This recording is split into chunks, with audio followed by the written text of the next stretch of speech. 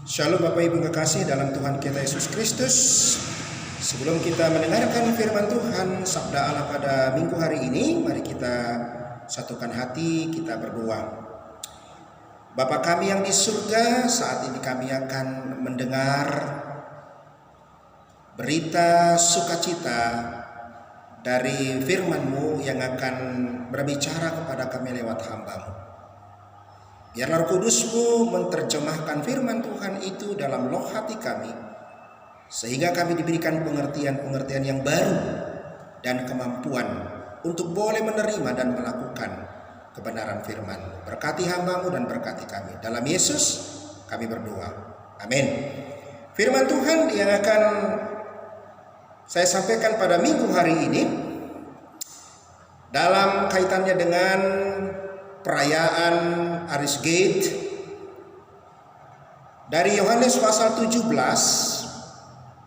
Saya akan membaca dari ayat yang kedua sampai ayat yang ketiga, kemudian ayat yang ke-9 sampai ayat yang ke-10. Demikian firman Tuhan. Sama seperti Engkau telah memberikan kepadanya kuasa atas segala yang hidup, demikian pula Ia akan memberikan hidup yang kekal kepada semua yang telah Engkau berikan kepadanya. Inilah hidup yang kekal itu, yaitu bahwa mereka mengenal Engkau satu-satunya Allah yang benar dan mengenal Yesus Kristus yang telah Engkau utus. Aku berdoa untuk mereka, bukan untuk dunia aku berdoa, tetapi untuk mereka yang telah Engkau berikan kepadaku.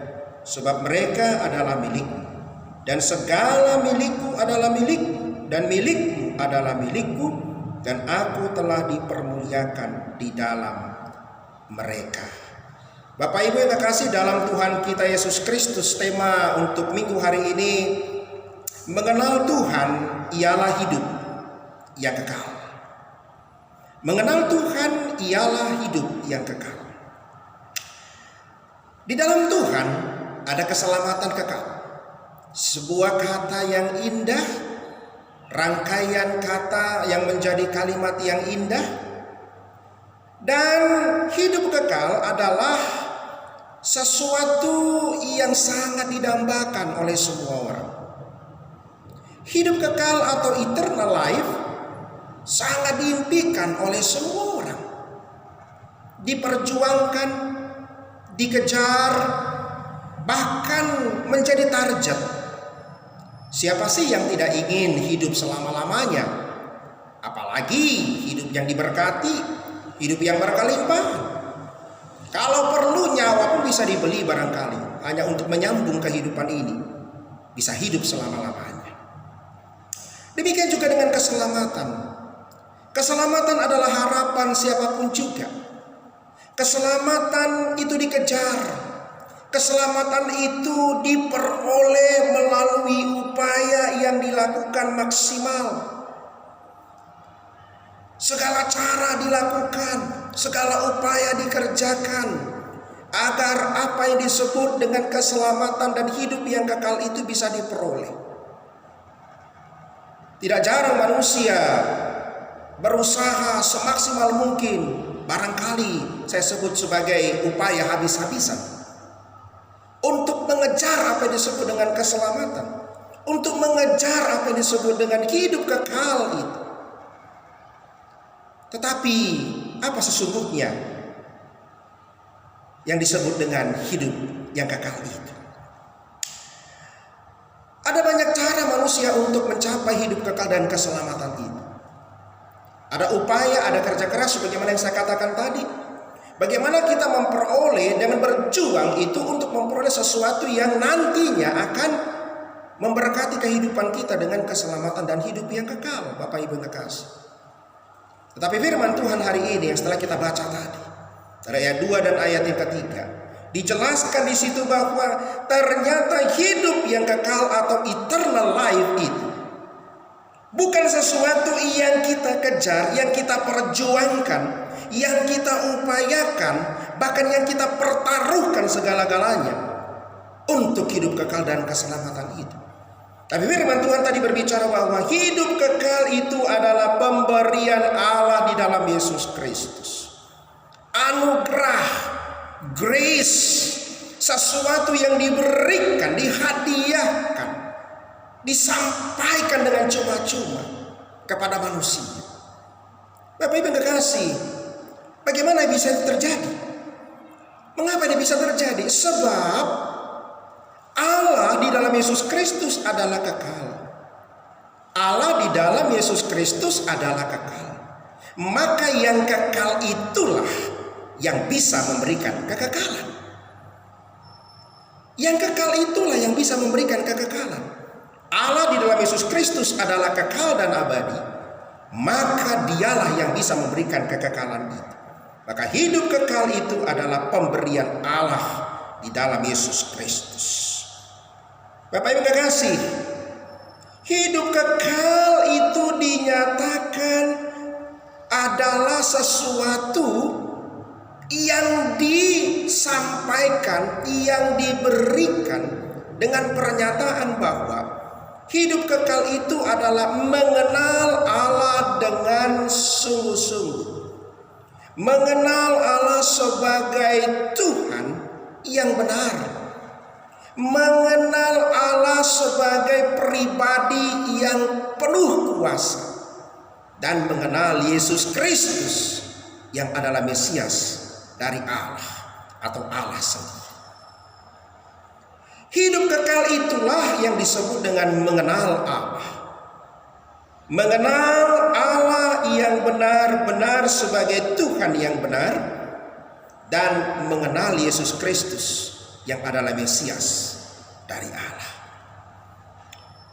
Dalam hal ini Bapak Ibu kekasih, segera kita peringati perayaan Aris Gate, sebuah perayaan pengalaman spiritual, pertobatan rohani seorang pendiri gerakan kemetodisan, Reverend John Wesley, seorang hamba Tuhan pendeta gereja Anglikan yang kemudian mendirikan gerakan metodis yang besar berkembang di Amerika yang dimulai dari Inggris. Bagaimana dia selama menjadi pendeta, selama dia melayani, tetapi belum dia menemukan apa sesungguhnya pengenalan akan Yesus Kristus yang benar itu. Dia belum mengenal dengan sungguh-sungguh, bahkan belum mengalami pengalaman pribadinya bersama-sama dengan Allah di dalam Yesus Kristus. Sehingga dalam suatu peristiwa ketika dia berjalan di sebuah jalan di Inggris yang bernama Jalan Aldersgate, tepatnya pada tanggal 24 Mei 1738, dia berjalan lalu menemukan satu rumah di mana ada ibadah pada waktu itu. Dan dia mengikuti ibadah di rumah itu, dan pada saat pembacaan firman Tuhan yang dibaca oleh salah satu majelis pelayan Tuhan yang ada pada ibadah itu, dia mengalami pembaharuan sesuatu yang besar dalam hidup. Dia mengalami perubahan yang luar biasa di dalam hatinya. Selama ini ternyata dia belum menemukan kesejatian iman pengenalannya akan Tuhan di dalam Yesus Kristus. Sekalipun dia sudah menjadi hamba Tuhan, dia sudah pendeta dan melayani, tetapi bagaimana dia mengenal Kristus dengan sungguh-sungguh, dia mengenal Allah dengan sungguh-sungguh, pengalaman spiritualitasnya yang pribadi dengan Allah, dia belum temukan itu. Dan pada saat itu juga, ketika dia mendengar firman Tuhan dibacakan, dia merasakan ada kehangatan yang luar biasa di dalam hatinya. Sehingga dia berkata, I feel my heart strangely warm. Aku merasakan hatiku benar-benar hangat. Dan aku merasa bahwa aku saat ini benar-benar mengenal Allah dan diselamatkan. Aku memperoleh kepastian keselamatan karena aku sudah mengenal Tuhan yang sesungguhnya, Allah yang menyelamatkan. Bapak Ibu kekasih, ayat mana yang menginspirasi pertobatan spiritualitas John Wesley? Yang pertama sekali, Roma 1 ayat 16 dan 17. Ada dua hal dalam hal itu yang benar-benar membuat John Wesley mengalami perubahan yang luar biasa. Yang dikatakan bahwa Injil adalah kekuatan Allah yang menyelamatkan setiap orang percaya. Injil adalah kekuatan Allah yang menyelamatkan setiap orang percaya. The power of God yang menyelamatkan setiap orang percaya. Dari situ dia mengenal bahwa mengenal Kristus melalui Injil, mengenal Allah melalui kitab suci akan mengalami keselamatan.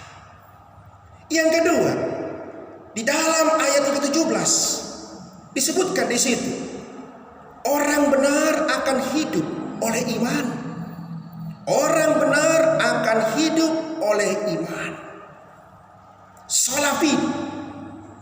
Orang benar akan hidup oleh iman, artinya apa? Iman itulah yang akan membuat orang-orang benar itu akan hidup di dalam keabadian, di dalam kehidupan kekal dan keselamatan itu.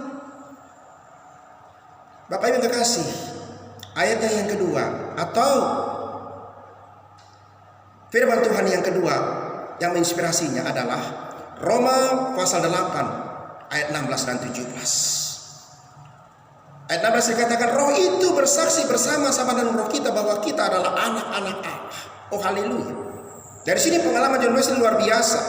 Dia mengenal bahwa dirinya adalah anak Allah. Roh Kudus bersaksi tentang dirinya bahwa saat itu dia benar-benar mengerti Allah menyelamatkan dia dan mengangkatnya menjadi anaknya.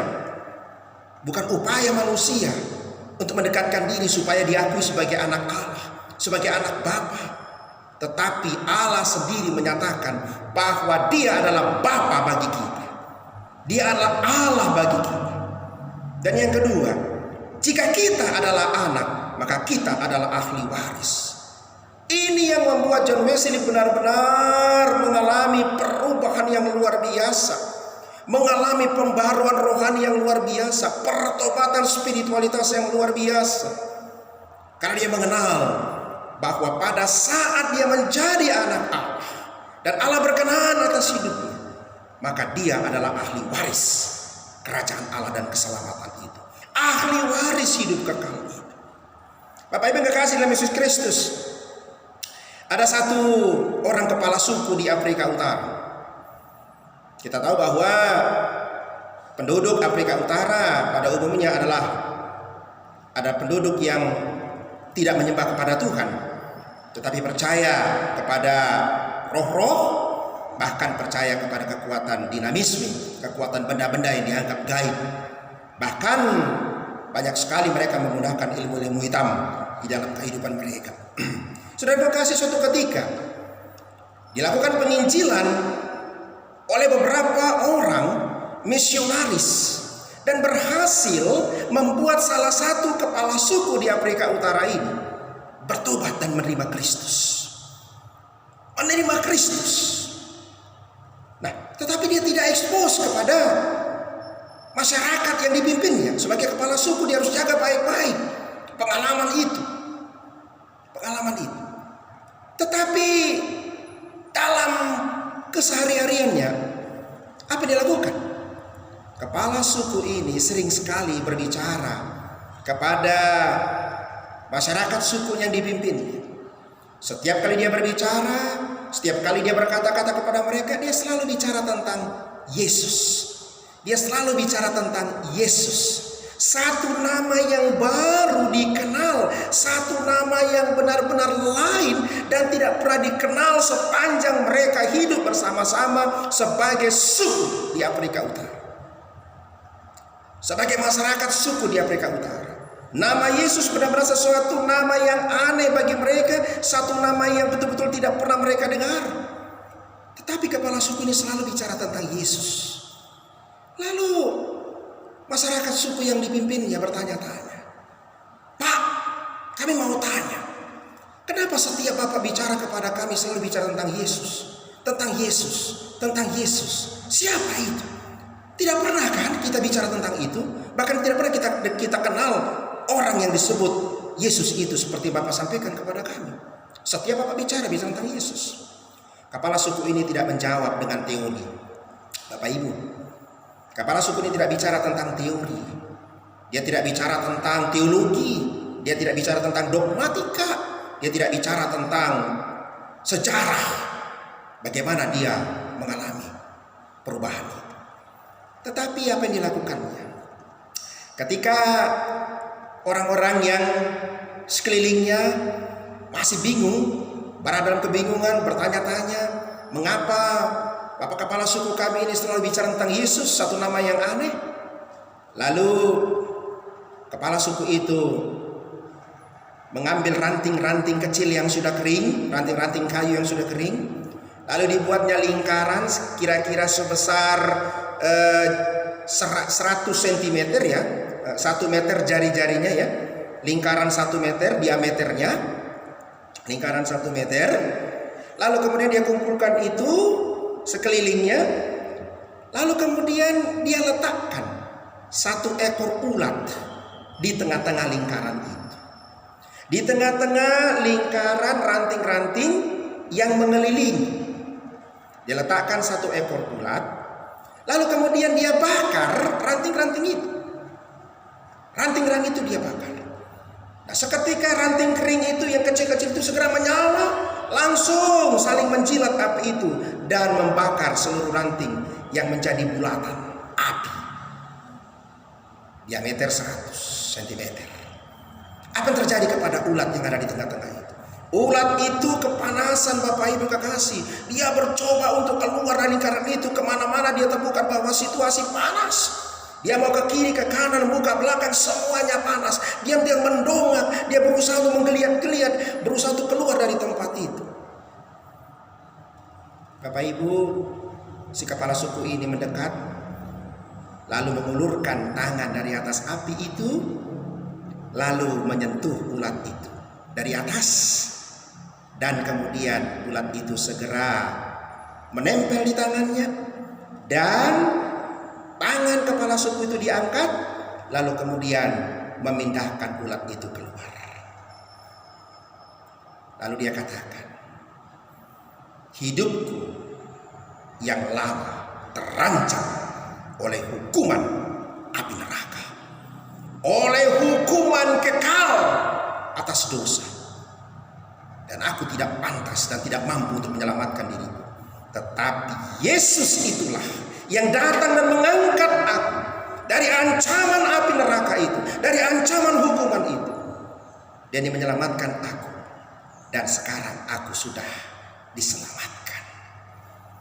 Bapak Ibu kekasih, itulah pengalaman rohani tentang pengenalan akan Kristus. Kemudian ayat 9 dan 10, ayat ini menjelaskan bagaimana Yesus berdoa untuk murid-muridnya, doa khusus untuk murid-muridnya. Yesus mengambil waktu yang khusus berbicara kepada Bapaknya, menyatu dengan Bapaknya untuk mendoakan murid-muridnya, mendoakan orang-orang percaya yang dipercayakan kepadanya, yang percaya dan mempercayakan hidupnya kepada Tuhan. Apa yang didoakan oleh Yesus untuk para murid? Dalam bahasa Latinnya disebut ut omnes unum sin. Ut omnes unum sin. Apa artinya? Biarlah mereka menjadi satu, supaya mereka menjadi satu, seperti engkau dan aku adalah satu, demikian jugalah mereka menjadi satu. Apa artinya Bapak Ibu kekasih doa Yesus ini? Doa Yesus sungguh-sungguh menjadi doa seluruh gereja-gereja di dunia. Doa ini memberikan makna bahwa kehidupan orang-orang percaya yang mengenal Kristus, yang menerima Kristus adalah hidup di dalam kesatuan tubuh Kristus. Kesatuan tubuh Kristus. Seluruh orang percaya di dunia ini hidup di dalam kesatuan tubuh Kristus. Karena kita sudah menerima kehidupan kekal dan keselamatan itu yang diberikan cuma-cuma sebagai anugerah, grace dari Allah. Maka Tuhan mau bahwa kehidupan orang-orang percaya di seluruh dunia ini adalah kesatuan tubuh Kristus yang disebut dengan keesaan gereja. Kalau kita mengikuti pengakuan iman rasuli yang ketiga, Disebutkan aku percaya kepada Roh Kudus, gereja yang kudus dan am. Am artinya satu. Esa. Hanya satu gereja, yaitu tubuh Kristus. Dan yang kedua, ut omnes unum sin itu memberikan inspirasi agar gereja, orang-orang percaya yang adalah gereja yang sesungguhnya, orang-orang percaya adalah gereja yang sesungguhnya, untuk boleh melakukan panggilan tritugas gereja di tengah-tengah dunia ini. Apa itu tritugas orang percaya di tengah-tengah dunia ini? Ada 3 tugas orang percaya. Sebagai orang yang sudah diselamatkan, sebagai orang yang sudah diberikan hadiah hidup kekal oleh Allah yang dimulai hari ini dan nanti kelak bersama-sama dengan Dia di surga. Ada 3 tugas kita. Yang pertama adalah marturia. Apa itu marturia? Tugas orang percaya sebagai gereja Tuhan bersaksi tentang iman, bersaksi tentang Kristus, bersaksi tentang keselamatan, bersaksi tentang hidup kekal, bersaksi tentang berkat, bersaksi tentang pergumulan, bersaksi tentang seluruh hidup bahwa dia sudah diselamatkan dan memiliki kehidupan kekal. Yang kedua, tugas yang kedua dari orang percaya yang disebut dengan gereja adalah koinonia. Apa itu koinonia? Bersekutu. Orang-orang Kristen, seorang orang percaya harus selalu hidup di dalam persekutuan dengan sesamanya. Sebagaimana Kristus berkata bahwa ada 2 sesungguhnya perintah Allah yang terbesar, yaitu kasihilah Tuhan Allahmu dengan segenap hatimu dan seterusnya, dan kasihilah sesamamu manusia seperti yang kau mengasihi dirimu sendiri. Itulah persekutuan itu. Membangun persekutuan hubungan yang baik. John Wesley berkata brotherhood, persaudaraan yang rukun. Bukankah di dalam kitab Mazmur dikatakan bahwa sungguh alangkah baiknya dan alangkah indahnya bila saudara-saudara diam bersama-sama dengan rukun. Pemazmur berkata sungguh alangkah indahnya dan alangkah baiknya bila saudara-saudara diam bersama-sama dengan rukun. Itulah persekutuan. Maka orang Kristen tidak boleh terpecah belah. Harus rajin membangun persekutuan, mempertahankan persekutuan yang baik. Yang ketiga, diakonia, melayani. Inilah tugas yang harus diteruskan sampai akhir zaman. Gereja melalui orang-orang percaya harus melakukan pelayanan yang luar biasa di tengah-tengah kehidupannya. Harus melayani, menjadi berkat bagi orang lain. Bapak Ibu yang kasih, John Wesley pernah berkata, I look upon the world is my Paris. Aku melihat dunia ini adalah pelayanan. Itulah panggilan sebagai orang percaya. Panggilan sebagai orang yang sudah diselamatkan. Panggilan sebagai orang yang sudah diberikan hidup yang kekal oleh Allah di dalam Yesus Kristus. Bahwa kita harus pergi untuk melayani, untuk memenangkan sebanyak mungkin jiwa bagi Kristus, membawa jiwa-jiwa baru bagi Kristus. Supaya apa? Supaya Tuhan Yesus Kristus, supaya Allah di dalam Yesus Kristus dipermuliakan melalui kehidupan dan diri kita, melalui kehidupan dan diri saudara dan saya. Supaya Allah di dalam Yesus Kristus dipermuliakan melalui diri kita. Bapak Ibu kekasih, akhirnya saya mengakhiri firman Tuhan ini dengan satu lagu. Jadikan kami satu seperti kerinduanmu, agar dunia tahu bukti nyata dari kasihmu. Sebelum kami pergi memberitakan kasihmu, mulailah dari kami lebih dulu. Jadikan kami satu, jadikan kami satu seperti kerinduanmu, agar dunia tahu buktinya nyata dari kasih-Mu. Sebelum kami pergi memberitakan kasih-Mu, mulailah dari kami lebih dulu, jadikan kami satu. Tuhan mau kita memperoleh hidup kekal melalui mengenal Dia di dalam Kristus dan menjadi satu bagi sesama. Tuhan Yesus memberkati. Amin. Kita berdoa. Terima kasih Tuhan untuk firman-Mu pada saat ini. Biarlah Tuhan keselamatan hidup kekal itu kami miliki, dan itu adalah pemberian yang daripada Tuhan. Dan biarlah kami diubahkan melalui pengalaman-pengalaman rohani kami untuk diubahkan sebagaimana John Wesley mengalami perubahan itu. Dan selanjutnya kami dipanggil Bapa untuk menjadi berkat melalui pelayanan kami di tengah-tengah hidup kami Bapa. Dan biarlah kami menjadi satu sebagaimana Engkau dan Bapa adalah satu, Yesus. Terima kasih Tuhan. Dalam nama-Mu kami sudah berdoa. Amin. Kepada Allah beri puji serta kepada Al-Masih, Rohul Kudus muliakan, berkuasa dan berkasihan. Amin. Terimalah berkat yang daripada Tuhan. Tuhan memberkati engkau dan melindungi engkau. Tuhan menyinari engkau dengan wajah-Nya dan memberi engkau kasih karunia. Tuhan menghadapkan wajah-Nya kepadamu dan mencurahkan segala sukacita, damai sejahtera, keselamatan dan hidup kekal serta berkat yang berkelimpahan hari ini bahkan sampai selama-lamanya. Haleluya. Amin.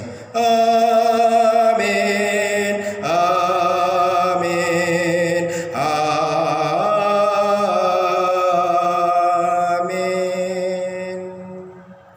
Amin. Shalom. Tuhan Yesus memberkati.